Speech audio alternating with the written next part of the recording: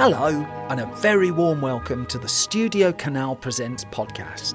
My name is Simon Brew from Film Stories magazine, and this is a regular podcast celebrating one of the biggest and deepest film libraries in the world. STUDIOCANAL's extensive library of over 6,000 films brings together cinema from around the globe. There are thrillers such as Blood Simple and the 1978 take on Death on the Nile, international delights Delicatessen and Persepolis, and plenty of tension too with Angel Heart and The Host.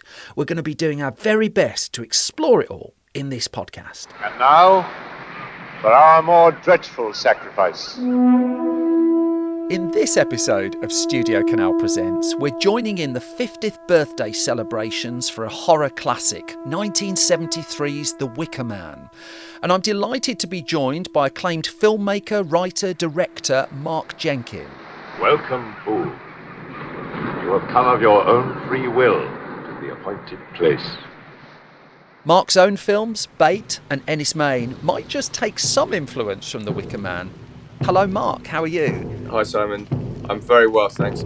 We always, with our guests on this podcast, ask them to start with just a little bit of a film fact about themselves. I think yours has something to do with a 1980s favourite. Yeah, over recent years I've been asked a lot about where my love of cinema came from and a key moment in the sort of evolution of my love of cinema. And I always think back to my dad taking me to go and see Crocodile Dundee.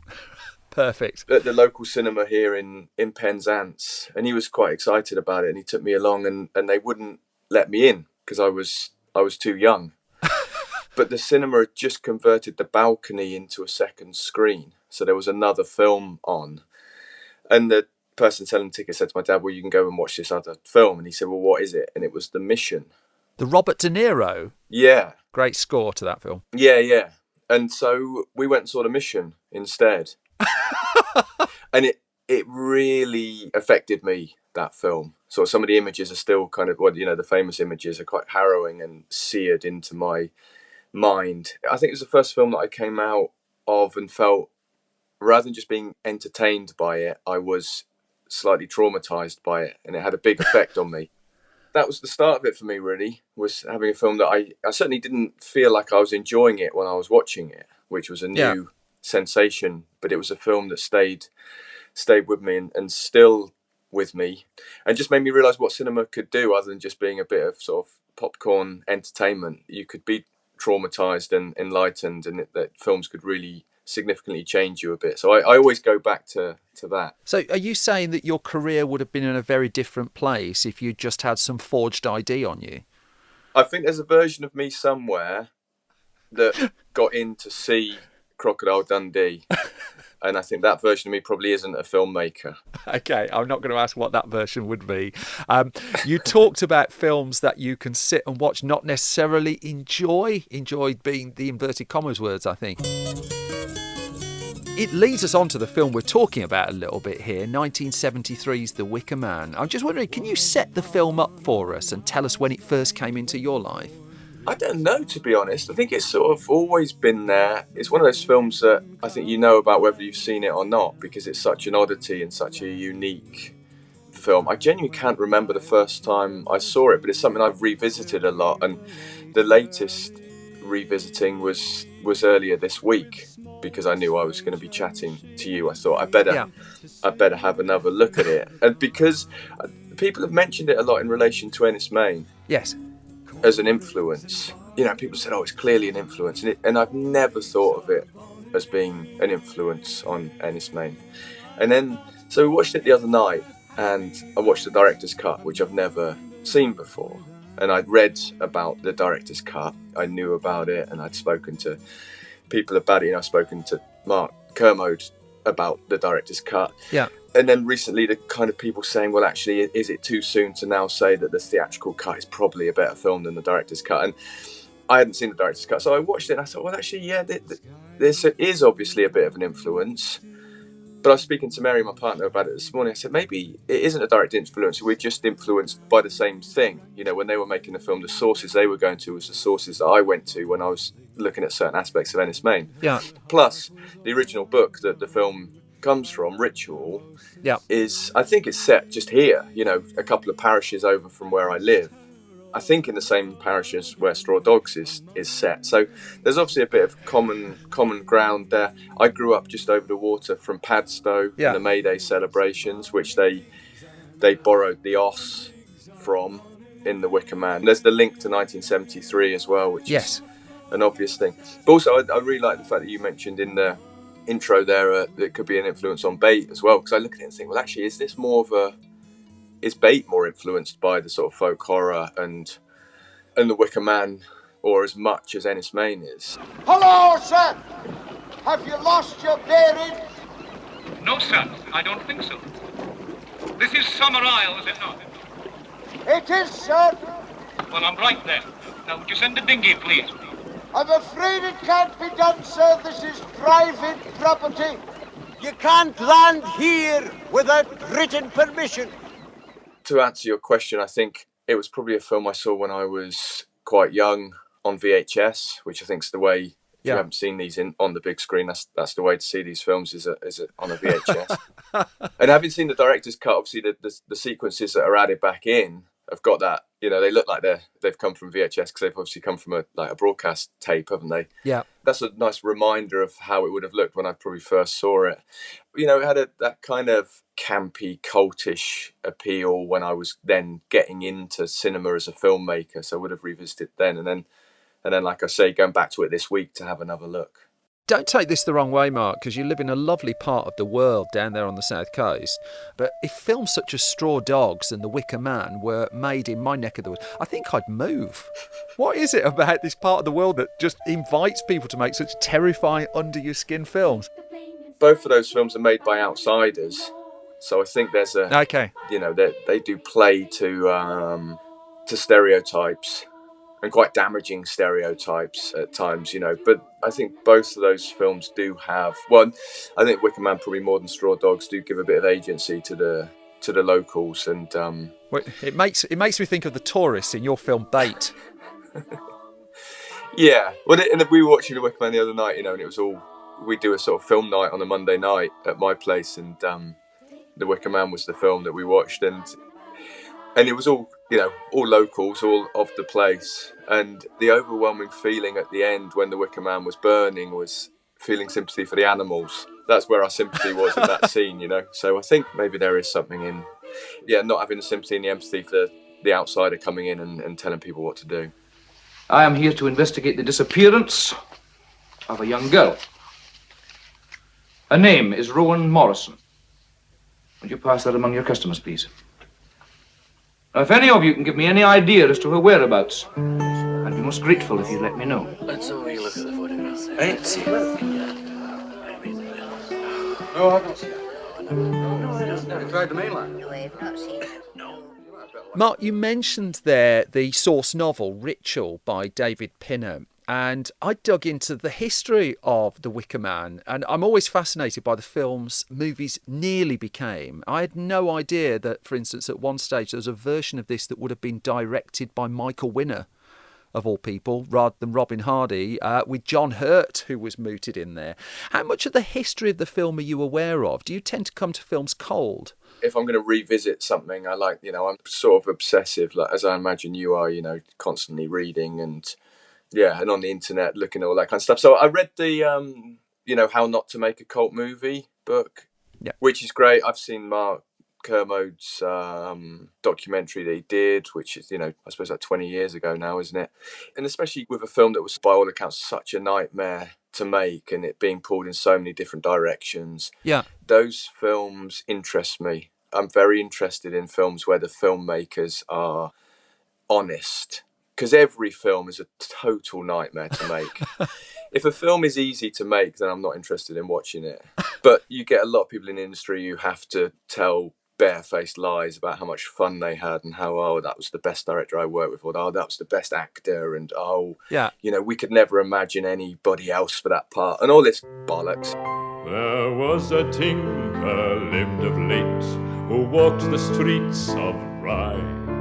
Also, in terms of what the film isn't as much as what the film is. I mean, we think of Christopher Lee and horror movies, and the image that springs to mind absolutely isn't the one we get in The Wicker Man. this happy, smiling, singing man is not what many of us were brought up watching Christopher Lee do on screen. And I'm conscious also that he provided some of the finance just to option the novel in the first place. How crucial do you think it is that Christopher Lee, in a weird way, isn't being Christopher Lee to the impact of the film? Yeah, I mean, it's really interesting that, not only was involved from the start, but also kind of kept the film alive when it had been released as a supporting feature, and then it kind of disappeared. It was him who sort of went out there and did this tour, apparently. And I mean, actors are always heavily invested in films, but maybe not quite as heavily invested as he was. And maybe that is motivated by him wanting to subvert people's expectations of who he was, and I think that was the kind of attraction for casting him in the first place, wasn't it? Was that they wanted to use his reputation and his legacy as a horror star, but then do something completely new, which is an interesting, commercially motivated idea. It's most important that each new generation born on Summer Isle be made aware that here the old gods aren't dead. And what of the true God, to whose glory churches and monasteries have been built on these islands for generations past?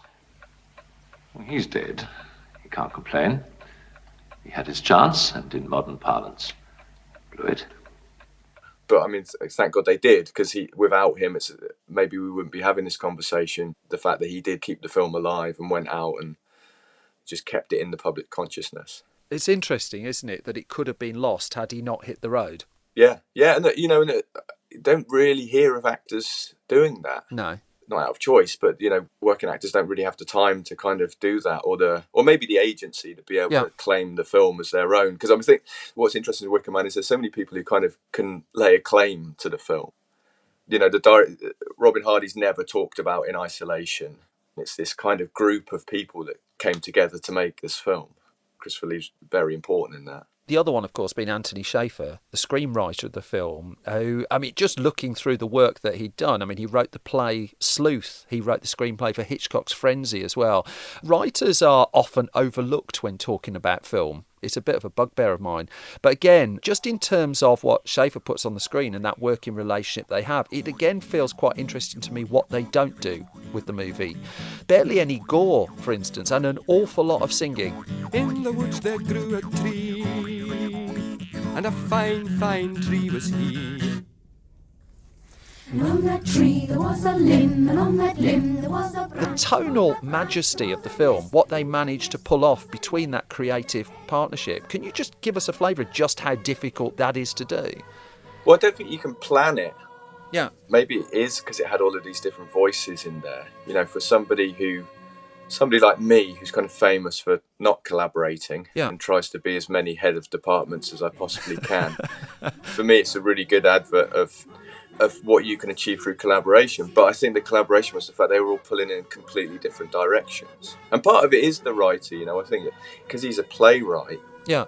Theatre is much more of a writer's medium. Yeah. And as a playwright, kind of like either ignorant or more likely completely unwilling to be overlooked. Whereas if you are if you've always been a screenwriter, maybe you're used to nobody giving you any credit for anything. But I think as a playwright, you go into that going, well, this is mine to a certain point.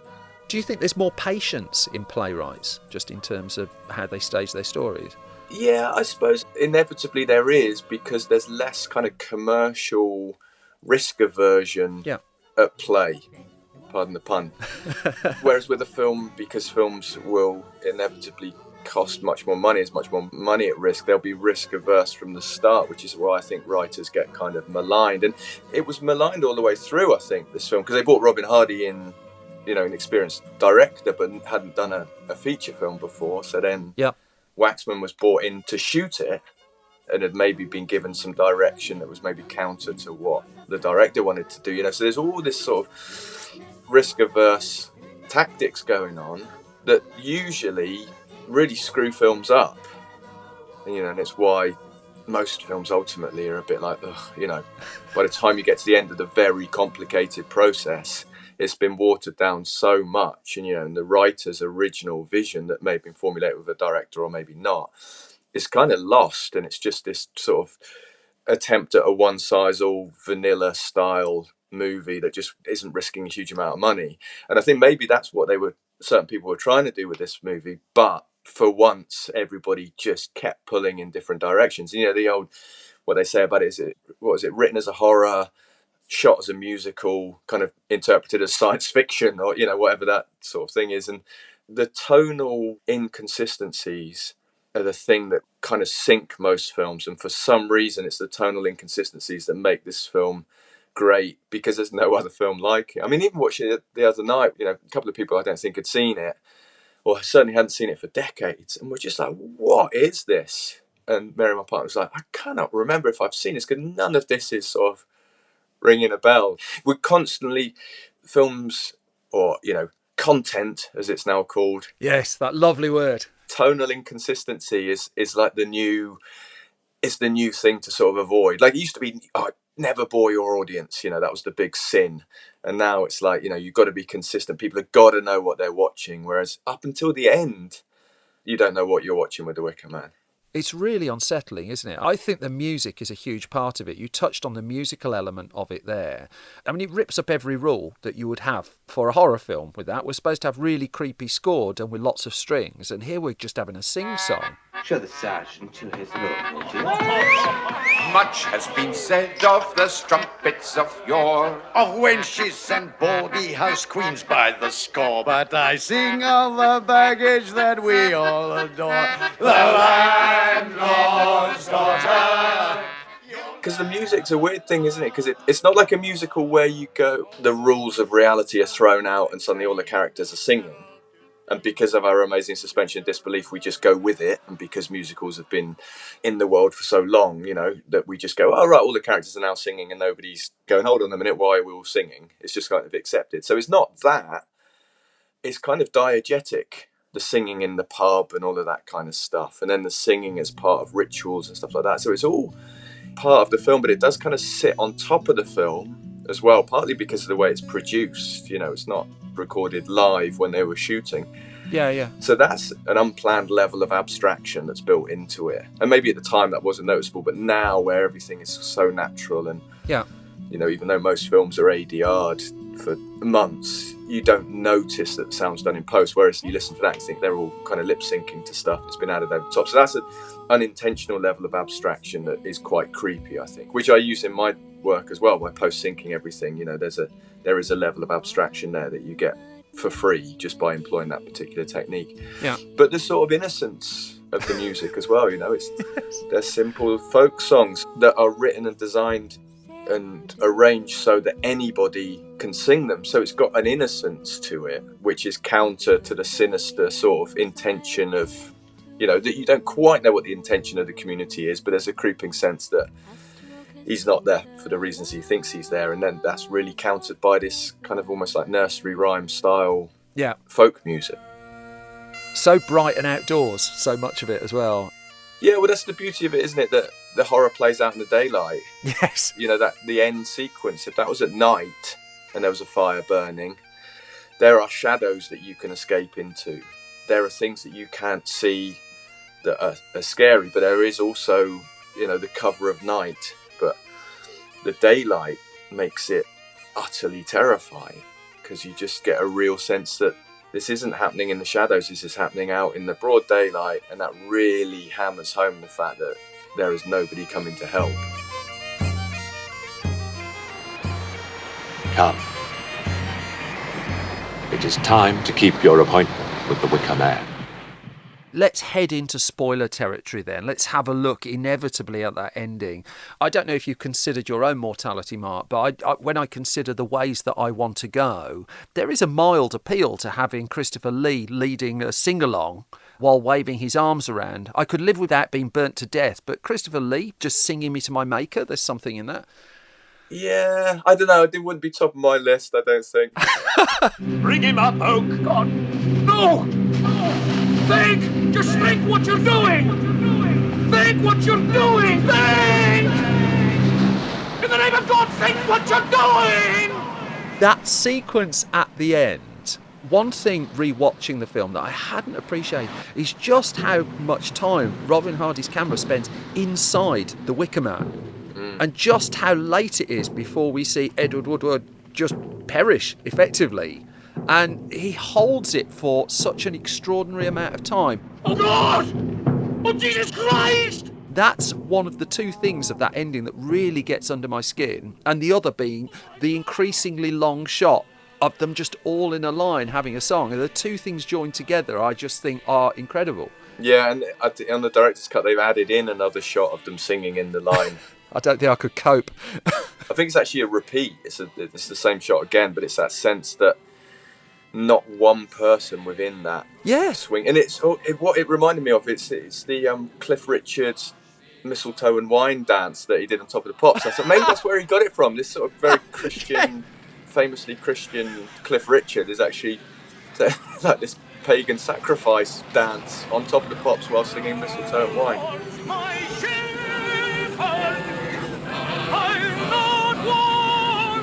Which I don't know if anybody's asked him about that. It's a very logical link to draw. Yeah, but I think what is unnerving about the end of that film, I don't want to sound like an old git film romantic, all the old days of making film was better, but there's no special effects there. So when the camera does stay with him in the Wicker Man and you're looking at that, that is all happening for real, and that adds to the anxiety because, again, the suspension of disbelief. You can, I think, at the same time you can appreciate what the character's going through, but also what the actor's going through, and thinking, geez, cut away, because this is on fire and he's clearly there. The animals are still clearly there, and it's the noise of the animals. Oh yeah. And like I say, maybe it is our pagan heritage here, but certainly everybody was watching it. Nobody was worried about the human in the Wicker Man. Everybody was worried about the animals, and and doing that for real is kind of really powerful when you watch it.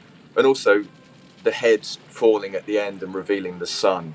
Yeah. You get given gifts, like, I'm going to sound like a character from the Wicker Man. You get given gifts. Do it in song. You get given gifts from the natural world. Andrew Cottin said it to me, and I think it was Ian Sinclair said it to him. The angels of happenstance. If you leave yourself open to mistakes and things, the angels of happenstance will provide you with things. And I think, doing it all for real and getting one shot at it, everybody's sort of focus and energy and adrenaline is all going in one direction, and what Mother Nature gave back was the sun dipping just as the head finally falls in the flames. You could never have planned that, but you leave yourself open to it, and the angels of happenstance will provide. So that whole end sequence is just, I mean, it could have been so bad. Things could have gone. Well, we saw that. We saw the other version of it. I mean, I don't want to touch mercilessly on the remake, but let's just say decisions probably went the other way there. I haven't seen it. Sadly, not a STUDIOCANAL film, so I will turn quickly in the other direction. I've seen the clips. Oh, we've all seen the clips.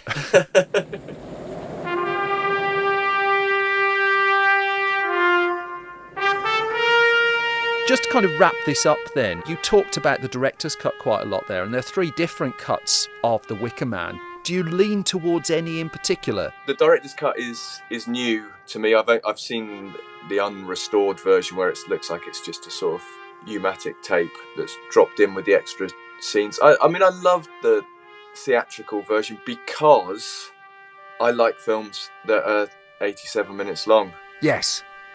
Because now you're not allowed to make a film that's under like 3.5 hours long. To get something that's 87 minutes long, it's just so joyous to watch it. People assume it's a mistake as well. If it's under an hour and a half now, they assume it's just been hacked to bits or something rather than it's been chosen. Yeah, when we did Enys Man, I remember being asked to pitch it, and I hate pitching my film ideas. And I was asked to pitch it, and they said, "What is it?" And I said, "It's a Cornish horror film about a standing stone, and it's 87 minutes long." And that's before I'd even written the script. And I was so determined to make it 87 minutes, but it was 91 in the end. Can I do anything for you, Sergeant? Oh, I doubt it. Seeing you're all raving mad. At the moment, I'm thinking a lot about the director's cut because I've only just seen it. The theatrical cut it's kind of significant for me because when we were planning Enys Man, my big worry was, because none of Enys Man is shot on an island. Yeah.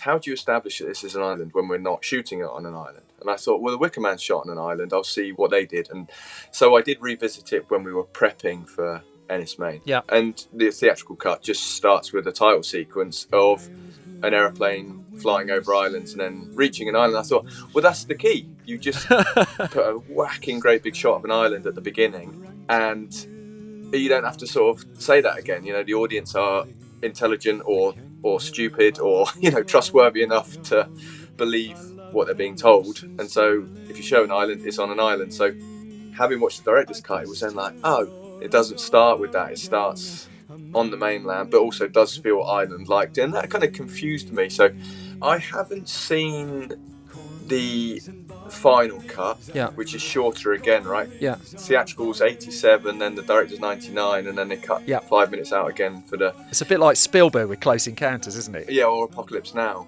Yes. I'm not sure anyone ever finally came up with a version they absolutely loved. I think they all stand up.